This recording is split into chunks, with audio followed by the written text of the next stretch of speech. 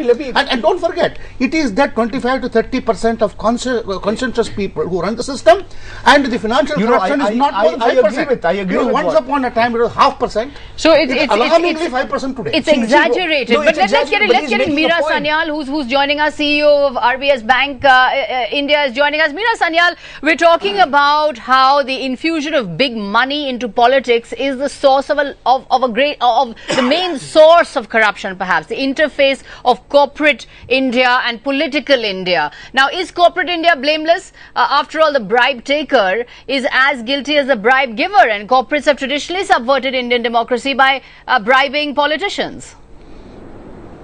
No, I completely agree with you, Sagarika, and in fact I think the discussion we've had is quite instructive, because if you look at the legislation across the world, you see that the US FCPA has been considerably enhanced in the provisions of the UK Bribery Act, where not just the receiving but also the taking of bribes and also preventing bribery is now liable to prosecution.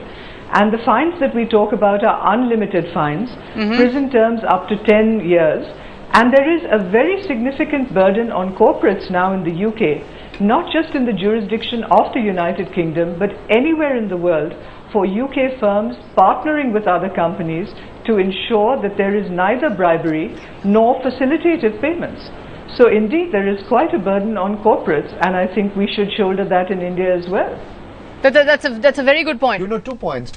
For one Ramalinga Raju who spends time behind bars, there may be 100 corporate captains who get away with financial misdemeanors. I want to agree with what Mr. Subramaniam said. It's because there's that 5% of the media which is not corrupt, 5% of policemen who are not criminals, 5% of the judges who refuse to take a bribe, that we still have. That we survive, we have our country is sane. We have freedom of expression, we have corruption in high places getting exposed, we have a law and order, a semblance of law and order, we have a semblance of a criminal justice system. And we have people like Arvind Kejriwal who are there and who are the voice of civil society, who are taking on corruption. At the end of the day, I just, before we go into break, do you feel hopeless? That the struggle and corruption is so huge that you can't do anything, or do you feel that that you're winning in some ways? You see, I think it's a very interesting question. Many people ask, can India turn around? I give the example of Hong Kong.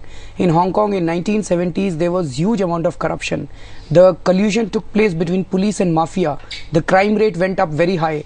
Lakhs of people came on the streets, which forced the government to set up independent commission against corruption. And in the first instance, that ICAC sacked 120 out of 180 police officers. That sent a message to the bureaucracy that now corruption will not be tolerated. And it is only because of ICAC that today Hong Kong is a much better country. So I think so much of anger and criticism about corruption, public anger against corruption today, I think is an opportunity. People need to take to streets to force the government to set up an independent Lokpal.